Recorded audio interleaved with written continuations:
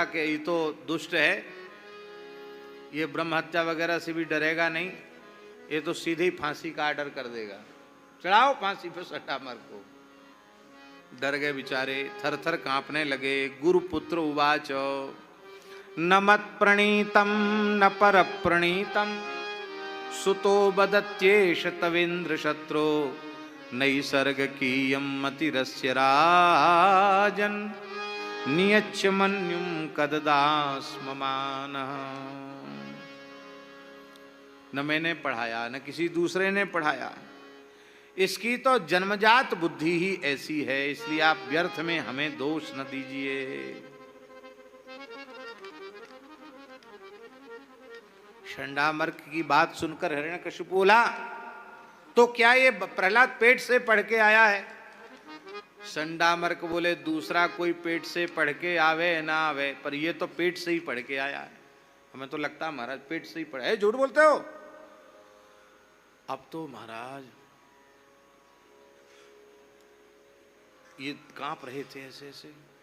प्रहलाद जी को दया आ गई षंडामर्क के ऊपर, और हिरण्यकशिपु ने प्रहलाद जी से पूछा कि देख, तेरे गुरुजी मने कर रहे हैं कि हमने नहीं पढ़ाया और तू पेट से पढ़ के आया, ऐसा बोल रहे हैं, तो क्या ये बात सही है?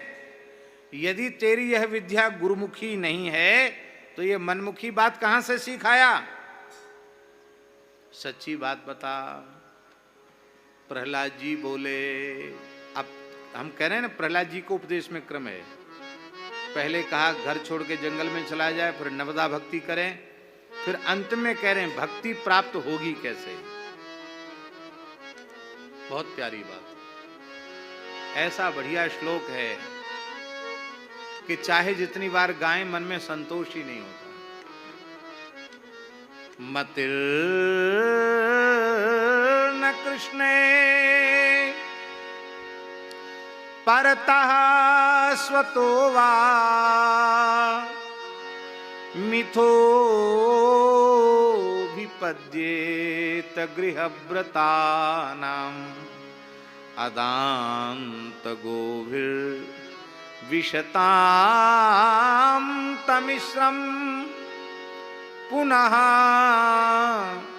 पुनश्चर्वित चर्वणानां पुनः पुनश्चर्वित चर्वणानां। क्या बढ़िया बात है। भगवान श्री कृष्ण में बुद्धि न तो अपने आप लगती है, न किसी के द्वारा प्रेरित किए जाने पर लगती है। अपने आप भगवान में बुद्धि लगती होती तो कथा कीर्तन सत्संग में जाने की क्या आवश्यकता थी, और लगाए जाने से लगती होती तो जो लगाने की कोशिश कर रहे हैं पहले उनकी तो लग जाए, उनकी ही नहीं लग पाती। तो न तो अपने आप लगती न लगाए जाने से लगती। क्यों? किनकी नहीं लगती? मिथो विपद्येत गृहव्रतानां। गृहव्रतानां, ग्रहासक्ता नाम, ग्रहासक्त पुरुषों की बुद्धि न अपने आप लगती न लगाए जाने से लगती, क्योंकि वे अजितेंद्रिय हैं। शास्त्र का नियंत्रण उनके ऊपर नहीं है। वे मनमाने ढंग से संसार का भोग करने में लगे हैं। पुनः पुनश्चर्वित चर्वणानाम, उनकी इंद्रियां घोर नरक के अंधकार की ओर उन्हें ढकेल रही हैं। चबे हुए को चबा रहे हैं, उगले हुए को खा रहे हैं। पुनः पुनश्चर्वित चर्वणा नाम। वे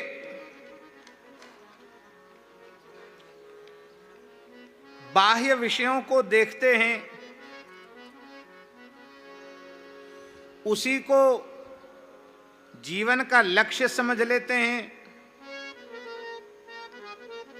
और इतना ही नहीं, वे किसी भगवत भक्त का, ज्ञानी का अनुसरण नहीं करते हैं, वे तो अंधे का अनुसरण करते हैं, भोगांध कामांध विषयांध जीवों का अनुसरण करते हैं। और अंधा यथांधैरुपनीयमाना,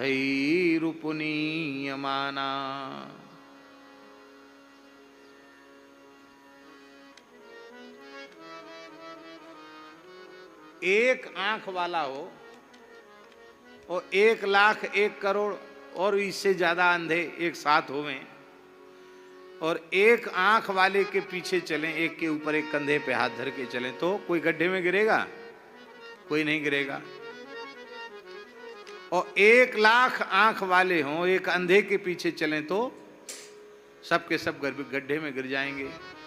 भैया किसी दिव्य भगवत प्राप्त महापुरुष का अनुगमन करो, वे ही तुम्हें भगवान तक ले जाएंगे।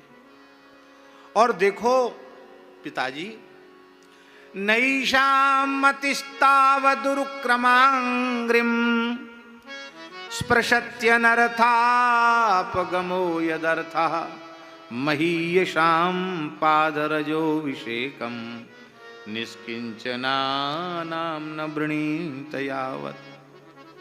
कहते जब तक अकिंचन भक्तों की चरण रज, वह ग्रहासक्त पुरुष, विषयासक्त पुरुष अपने मस्तक पर धारण नहीं कर लेता, तब तक उसकी बुद्धि भगवान में नहीं लगती। संत चरण रज का आश्रय ही जीव को भगवत प्रेम प्रदान करता है।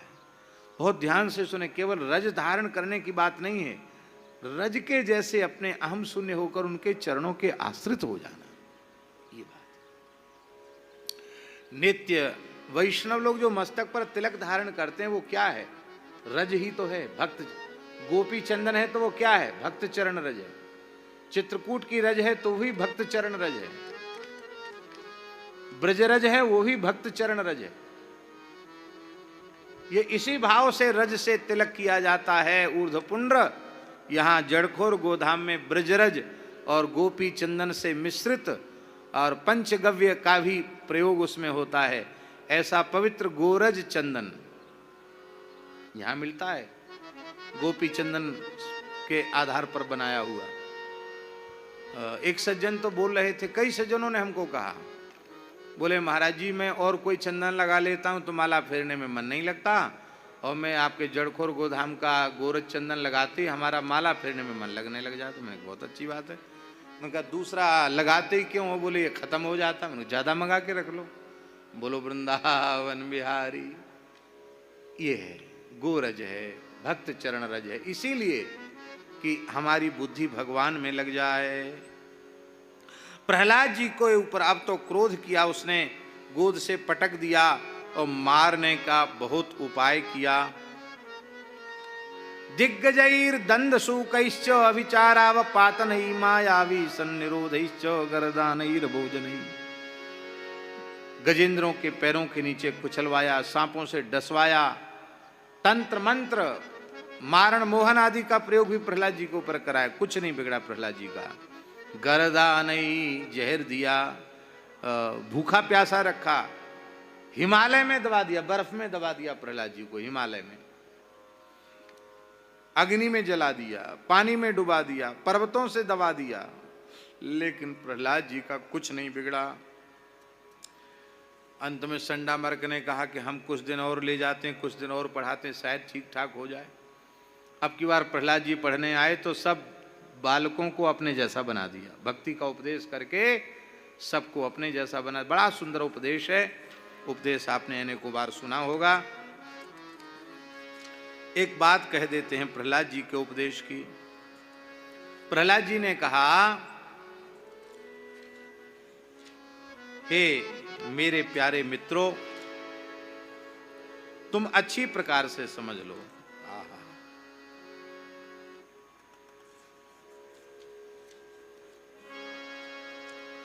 नालम द्विजत्वं देवत्वं ऋषित्वं वासुरात्मजा प्रीणनाय मुकुंदस्य न वृत्तं न बहुज्ञता। भगवान को प्रसन्न करने के लिए ब्राह्मण होना जरूरी नहीं है, देवता होना जरूरी नहीं है, ऋषि होना भी आवश्यक नहीं है, बहुत चरित्रवान होना भी जरूरी नहीं है, बहुत शास्त्रों का ज्ञान प्राप्त हो जाए इसकी भी आवश्यकता नहीं है। दान, तप, यज्ञ, शौच, व्रत, केवल इनके अनुष्ठान से कोई भगवान को प्रसन्न कर ले ये भी संभव नहीं है। प्रीयते मलया भक्त्या हरिरन्यद विडंबनम। भगवान तो निर्मल निष्काम भक्ति से प्रसन्न हो जाते हैं, बाकी तो सब भगवान के लिए विडंबना मात्र ही। प्रीयते मलया भक्त्या हरिरन्यद विडंबनम। इसलिए हे मेरे प्यारे मित्रों, तुम भगवान की भक्ति करो।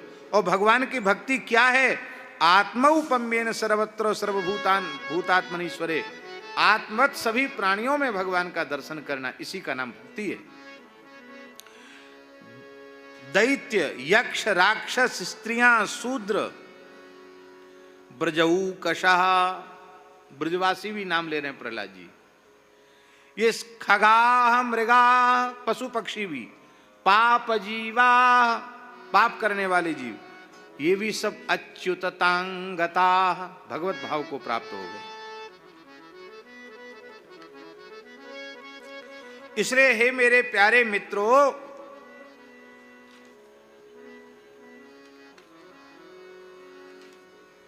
तस्मात् सर्वेषु भूतेषु दयां कुरुत सौहृदम् आसुरं भावमुन्मुच्य यया तुष्यत्यधोक्षजः।